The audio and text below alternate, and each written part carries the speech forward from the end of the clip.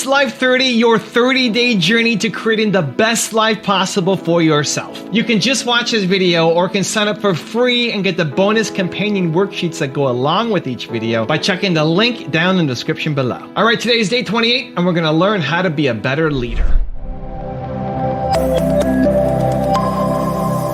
I've spent so much of the past 20 years of my life evangelizing a message that leadership is not about a title, leadership is not about the size of your office, leadership is not about having formal authority, leadership is a mindset, leadership is a way of operating through your days, leadership is a heart set, leadership is a way of being. And I think, we're now in Leadership 2.0. The old model of leadership said you need to have a lot of money, or you need to be a prime minister or a president. You need to be a CEO or a managing director in order to be a leader. Leadership 2.0 is fundamentally different. Leadership 2.0 simply says, if you can breathe, if you are alive, you not only have the opportunity, you have the responsibility to show leadership, not only in your work, not only in your creativity, not only in your impact, not only in your influence, but even in your personal life. And so what I want to do in this mastery session, I'm thrilled that you're here with me today. So let's get right to the first tactic for you to be an even better leader. Install the lead without a title mindset. And again, that's just a way of thinking. It's an approach. So what I'm really suggesting is no matter what you do, no matter what your station in life is, start thinking like a leader, because you really have a choice when you go out in the world every day. You can be a victim or you can be a leader, but you can't do both.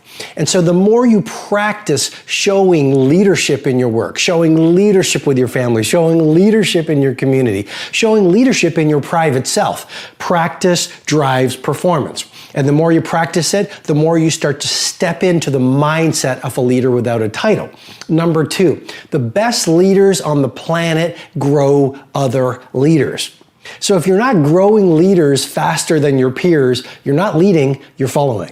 I'm going to repeat that again. The job of the leader is to grow more leaders. So yes, do your work. Yes, become more creative. Yes, innovate. Yes, optimize your personal life. And yet at the same time, make the time to develop leaders around you. What that might look like at the office, celebrating a teammate. At the office, that might look like modeling mastery. At the office, it might look like collaborating with someone who needs some collaboration.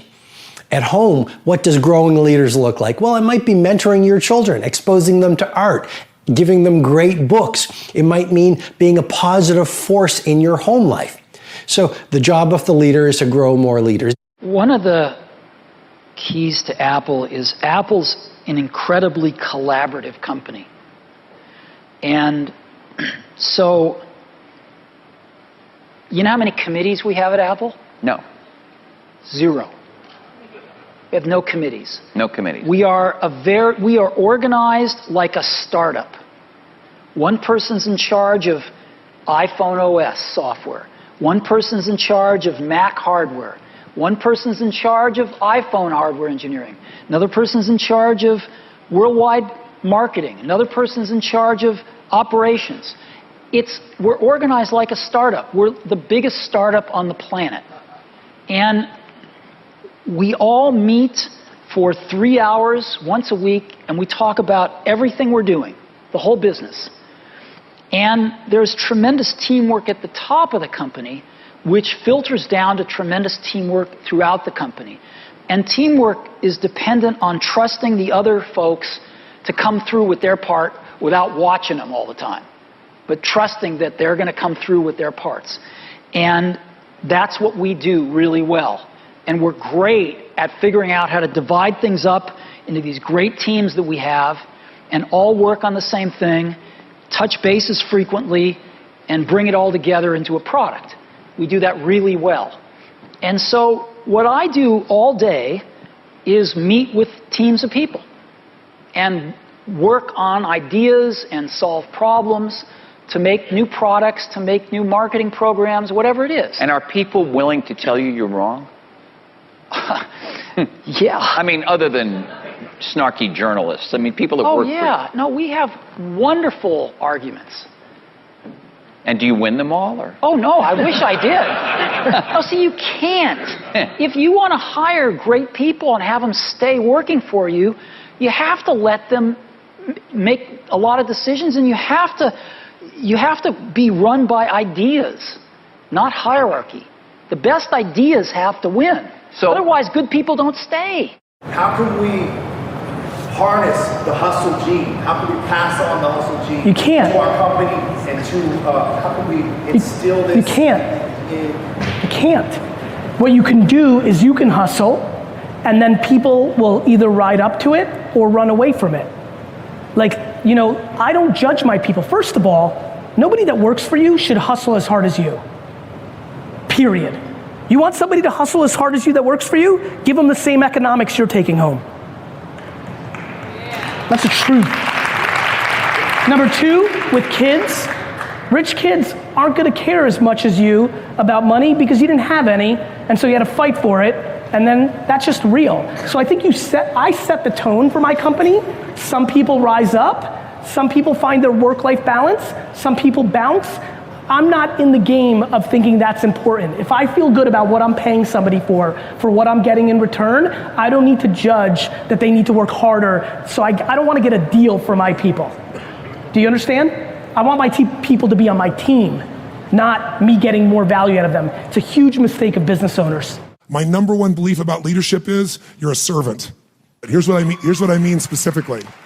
The word hero, that is in the archetype of like men and you and I bet. Is it true that inside of you, you really want to be the best, you want to create the best, share the best, do the best? Is that a metaphor for you in your life? Absolutely. Yeah, me too. So I think people in this room tend to have that as their metaphor.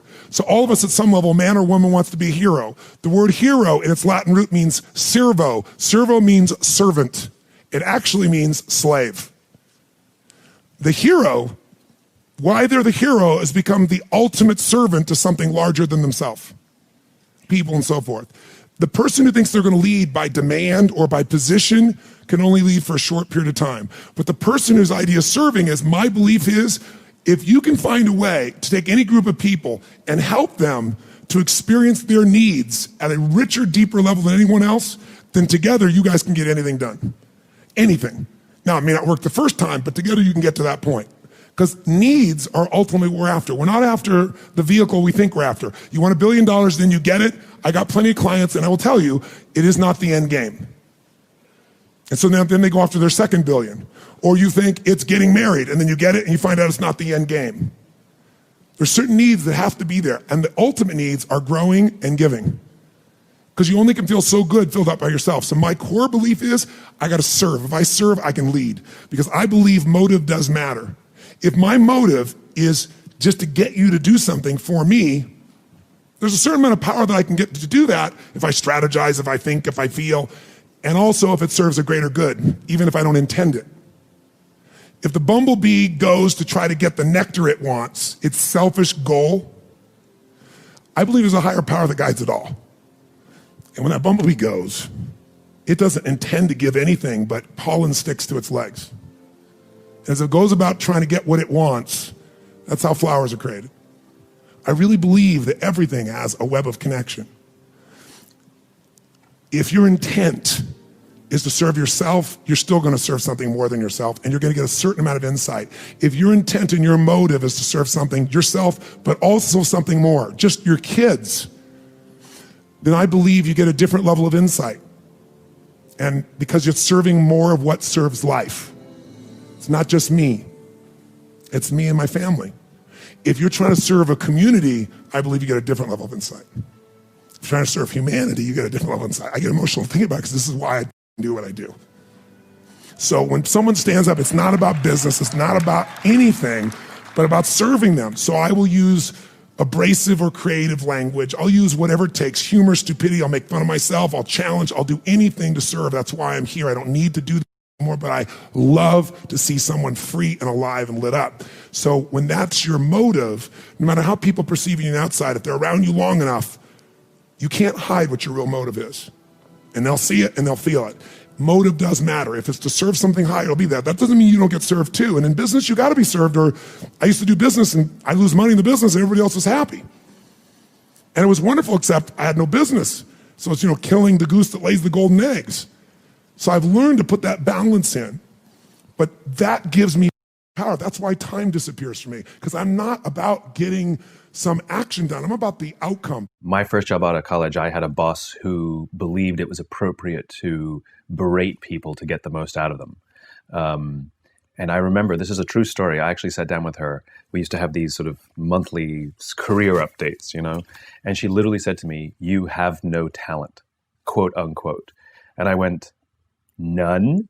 And she said, "None," And the good news was I thought that was funny. Because you can't have none. If you told me I only could do one thing, that actually probably would have hurt more, but nothing, nothing. And so I really paid attention as to how she managed, and the rest of my career did the complete opposite. So, yeah. Give me an example. I think that pointing out people's strengths is a lot better than telling them they have no talent. Also, she had this belief that if you don't look harried and insane, then you're not working hard. So I remember pretending that I was like stressed out, because if I sauntered down the hallway and said hi to people, she thought I was doing nothing. Right. So I started pretending. It's like, I can't talk. And that way she thought I was very busy and she left me alone.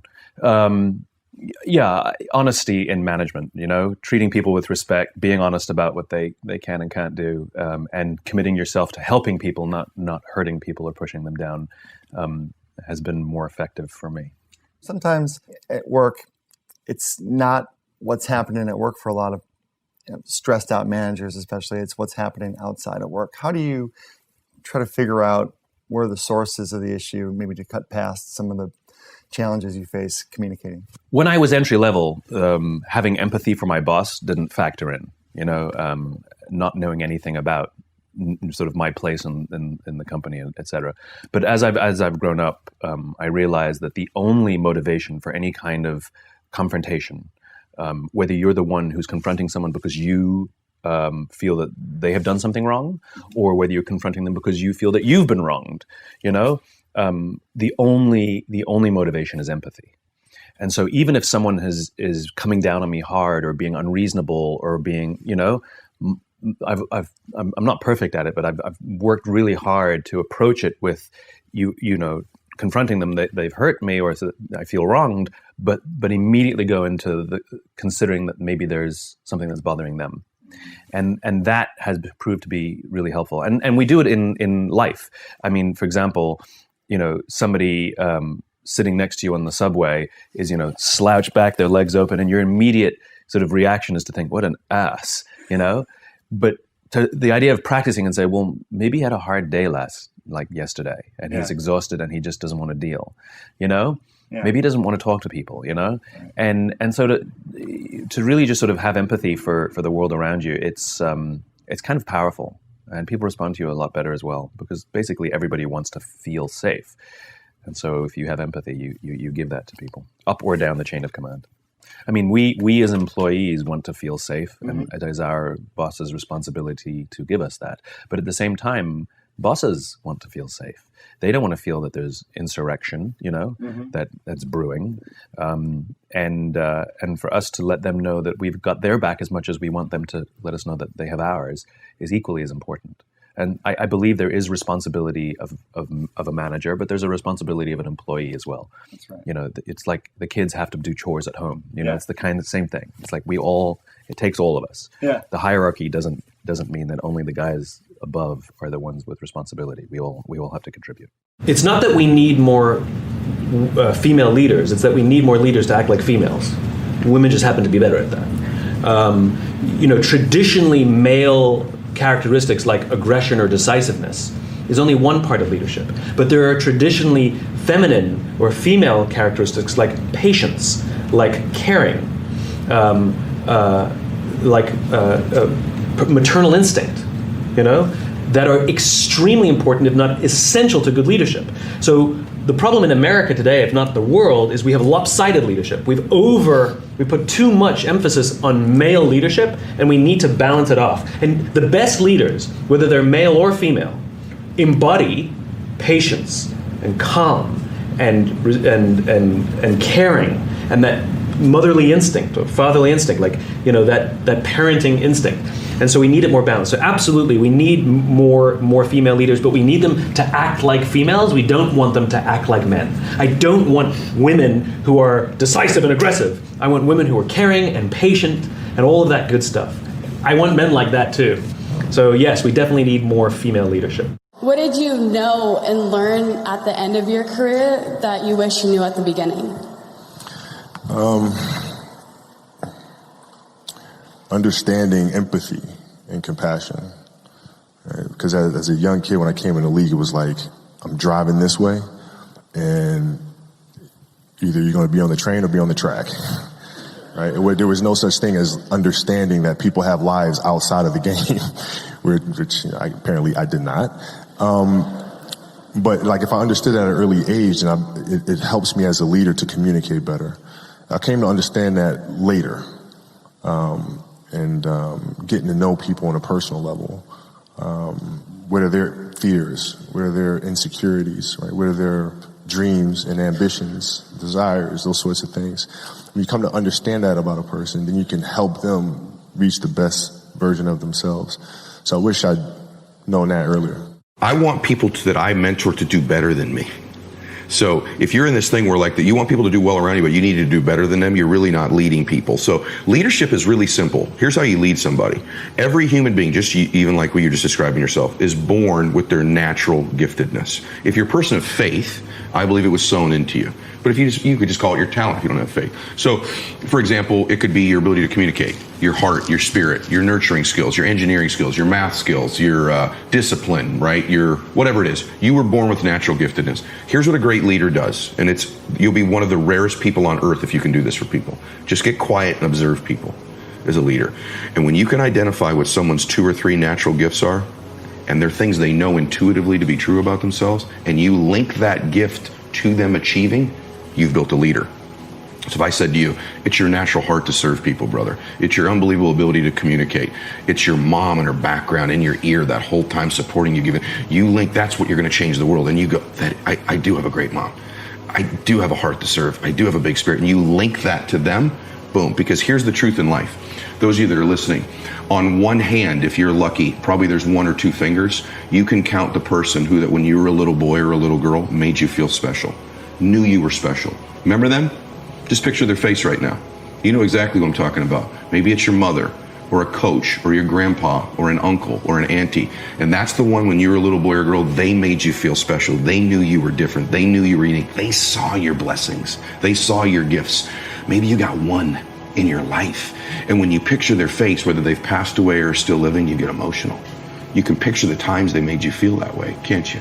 Right? Okay. If you're a great leader, you end up on that hand of thousands of people. So in my life, I want to be that person, one of them they picture.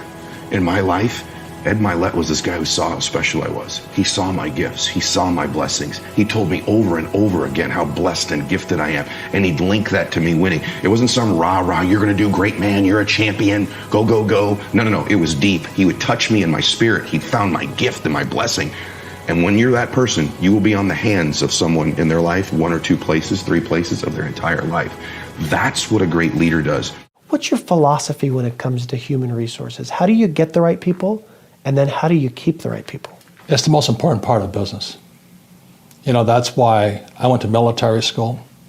Then I was a Marine Corps. The reason when I talk to military veterans, you probably have the most important skill of all, because all we're trained to do, whether you're a general or a private, you're taught to be leaders. It is a number 1 skill of an entrepreneur is people skills and leadership skills. And unfortunately, most people don't have it coming into. So when I do my talks to veterans and all this stuff, I really want to encourage them, because they're pretty depressed because they can't get it. They're a Walmart greeter, which is a good job, but they're afraid to take the leap into entrepreneurship. But military guys, I don't care what branch of service, just by the indoctrination process and the survival rate, whether you go to combat or not, is that you learn leadership skills, people skills. You've got to have that. Whether you're a team of 1, you still have to deal with your customers and the good customers, bad customers, lawsuits, taxes, government regulations and all this, they're all people skills. You know, so when somebody says to me, what do I need to learn? I said, boy, you better learn how to communicate pretty quickly to people you don't like and get them on your side. You know, How to Win Friends and Influence People, basic book. The number one skill of an entrepreneur is people skills. You know who you have control over? You. You don't have control. You don't have control over your 9-year-old kid. You might think you do, but you don't. You don't have control over your wife to just make her, get in the game.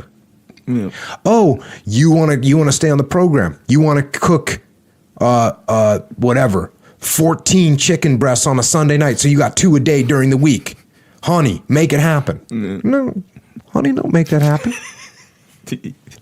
If you are a good leader and you explain what your goals are and you get her on board with the program, then yeah. Guess what she's doing on Sunday night? Helping you cook some chicken breasts for the week. Yeah.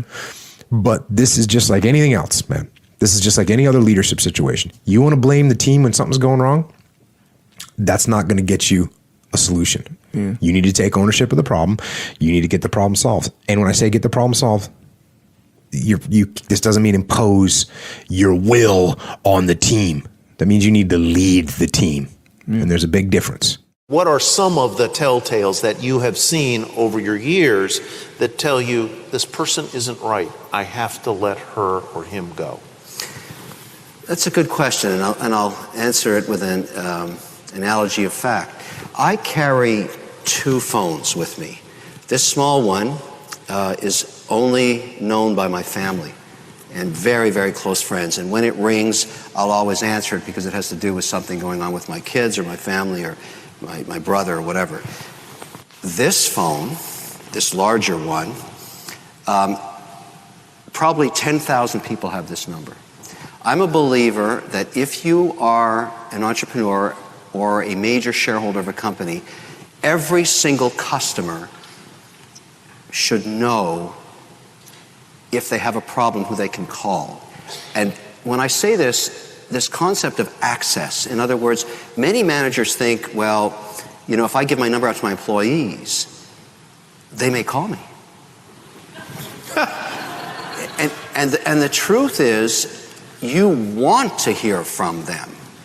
You want to hear the bad news first. And what I found is the more people I give this number to, the less it rings. I tell them simply, look, I want you to have this access because I respect you, and I want you to know that you can come to me. And in that trust, I find that most people never use it. This thing does not ring as much as my family phone does. But when it rings, it's a big deal. And the reason I know it's time to terminate somebody in one of my companies is when my customers and my shareholders call me 3 times about that person. It's always the same. It's always the same. When a customer's complaining about a CEO or a head of sales or the head of R&D, or employees are not happy, and I keep getting that phone call, I get on the plane and I get my whacking stick out because there's something wrong. So leadership is not about personality. Sure, in fact, some of the greatest leaders we studied had a charisma bypass. And we should never confuse charisma with leadership. They're very, very different ideas. Some of them are even odd and eccentric. One of the great chief executives of the last 30 years is Herb Kelleher of Southwest Airlines. He solves a trademark dispute with an arm wrestling contest. It's just not normal. He would talk about wearing a flowered hat and a feathered boa around the office. Just strange. Okay? So it's not personality.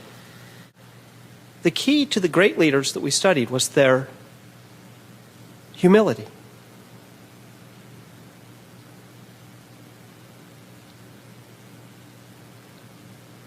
But it was humility of a very special type. It wasn't humility in a weak sense. It was, in fact, just the opposite. It was what I would describe as an absolute, obsessed, burning, compulsive ambition that wasn't about them. An absolute, burning, compulsive ambition for a cause, for a company, for the work, for a set of values, not themselves. And an ability to translate that ambition, that subjugating themselves to something that is not about them, into a series of decisions, very willful decisions. And this is why I look to Lincoln as our great president in the United States, because he was ambitious first and foremost that the nation must endure, and he had the will to endure the most brutal war in all of our history, with all of it during his tenure, and to lose his life. I think building an organization, building a team, the idea that Jack Welch is the hero of creating all this value is silly. Getting great people in all these jobs, it's a team that makes this thing happen. And so building a team is your strongest suit. And you've got to love your team. You've got to want your team to be promoted. And when you're coming up, the biggest problem I find with young MBAs, at first, the job is you shining, raising your hand, having the answers. They want to do that all the time. They just got out of school. They want to show you how smart they are. Now, the transition to manager, it all changes. It's about growing your people, not you. You grow from the reflected glory of your people. So it's all about making them flourish. I like to use the line that your job is walking around with a can of water in one hand, a can of fertilizer in the other hand, sprinkling it on the seeds and watching them grow. You'll get some weeds, and you got to pull those weeds out. So everyone's not going to flourish, but you've got to be thinking about all the time, loving to see your people thrive, loving to see them get promoted. It's a real turn on. It is what management's all about. It's about bringing to people great lives, great futures, changing their family's life. That's a turn on. It's a big deal. That's what you've got to think about. I graduated from university with a degree in electrical engineering and decided to leave that, and I went to Kauai, Hawaii, where there was a traditional Hindu monastery, and I lived as a celibate Hindu monk for 10 years. 4 years ago, my vows expired, and instead of going back to Australia, I decided to come to the mainland US and looked for a place to stay, and finally got to New York City, and I thought this is a perfect place for an ex-monk. No other better place for an ex-monk than New York City. And one of the reasons I really chose New York City was because I felt that here I've learned all these wonderful spiritual tools and techniques to live my life. So I should be able to live in a very energetic, dynamic city and be able to practice it there.